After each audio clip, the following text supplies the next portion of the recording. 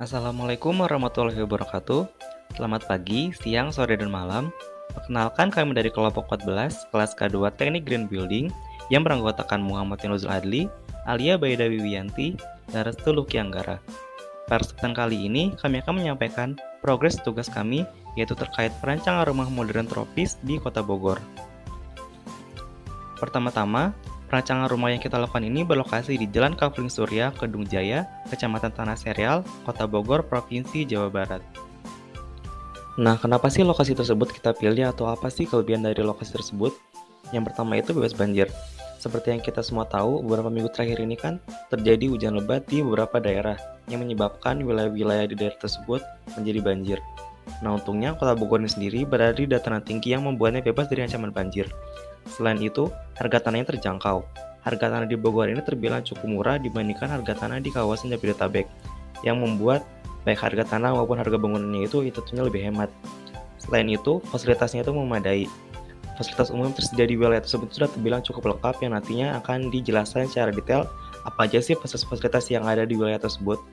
Selain itu, banyak tempat wisata. Seperti yang kita semua tahu, bagi warga Jabodetabek sendiri kan, Bogor menjadi salah satu kota tujuan wisata yang sering dikunjungi ya.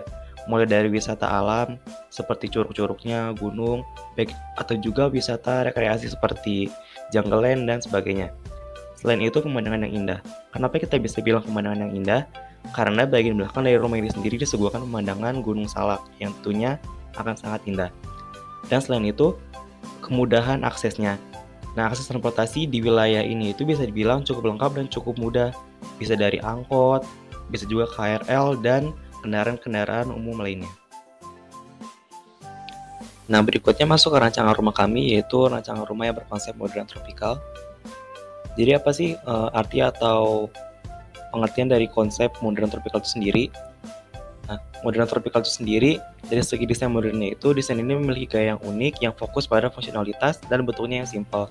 Dan desain itu dapat diidentifikasi dari material yang natural, pilihan warnanya yang cerah, sampai dengan penggunaan garis yang minim.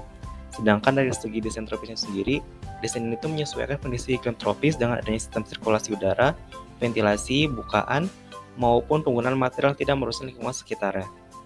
Dan berikut ini merupakan referensi desain yang kita gunakan yang kami peroleh dari beberapa sumber maupun literatur. Dan berikut ini merupakan dana rumah yang kami buat dengan spesifikasi umumnya yaitu luas lahannya sebesar 17 x 18 meter atau sebesar 306 meter persegi dengan luas bangunan kurang lebih 153 meter persegi dan luas perkarangan kurang lebih 153 meter persegi. Yang mana dapat dilihat pada gambar ini sendiri, berarti luas perkarangan itu sudah 50% dari luas lahannya. Dan dapat dilihat pada dana ini sendiri terdapat 4 kamar tidur, ruang tamu, ruang keluarga, ruang makan, dapur, ruang cuci, dan kamar mandi.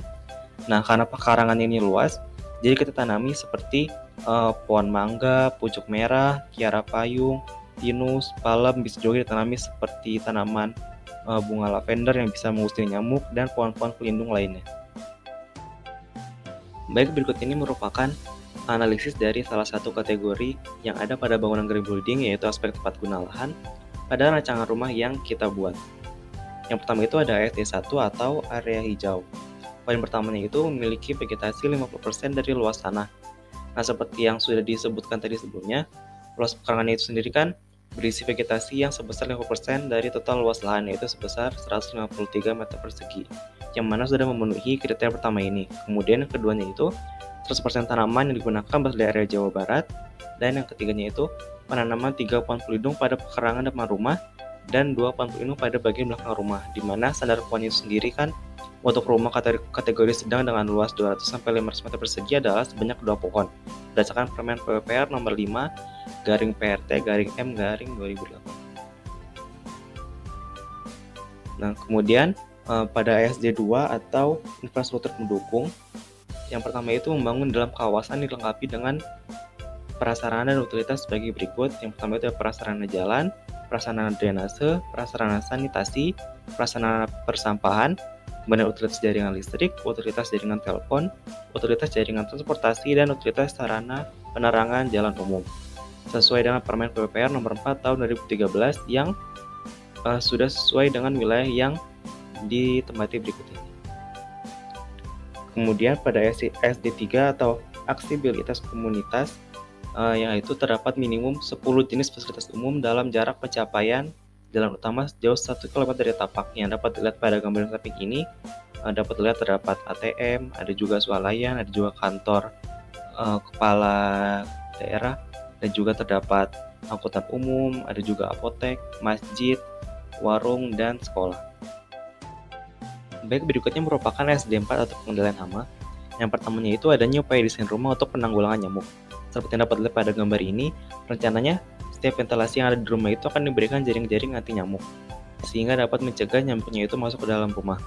Kemudian itu adanya upaya desain rumah untuk penanggulangan tikus, yang mana dilakukan dengan pemberian jaring-jaring besi di beberapa bagian yang rawan dimasuki oleh tikus. Dan itu kemudian adanya upaya manajemen penanggulangan rayap. Seperti dapat pada gambar itu dapat dilakukan dengan pemberian cat biovarnish atau dapat juga dengan menggunakan material yang kokoh dan sirkulasi tetap pencahayaan yang baik agar mengurangi kelembapan yang ada dalam rumah. Kemudian SD 5 atau transportasi umum. Seperti dapat pada gambar ini, terdapat transportasi umum berupa angkot dengan jarak 450 meter dari lokasi rumah yang kita rencanakan. Kemudian SD 6 atau penanganan lipasan air hujan, yang mana dapat dilihat pada gambar ini sendiri, dilakukan penanganan lipasan air hujan untuk atap dan untuk halaman rumah. Baik, berikut ini merupakan beberapa ide rancangan yang telah kami buat yang ingin diterapkan pada rumah green building kami ini. Meskipun masih diperlukan beberapa penyempurnaan ataupun modifikasi lainnya.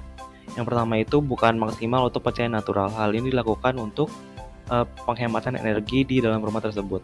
Selain itu terdapat konsep semi outdoor pada hampir semua ruangannya, dan terdapat juga integrasi green roof dan green wall. Selain itu terdapat ventilasi silang agar sirkulasi udara di rumahnya itu tetap baik. Baik, sekian penyampaian progres dari tugas dan green building kami. Maaf apabila ada kesalahan. Terima kasih atas perhatiannya. Wassalamualaikum warahmatullahi wabarakatuh.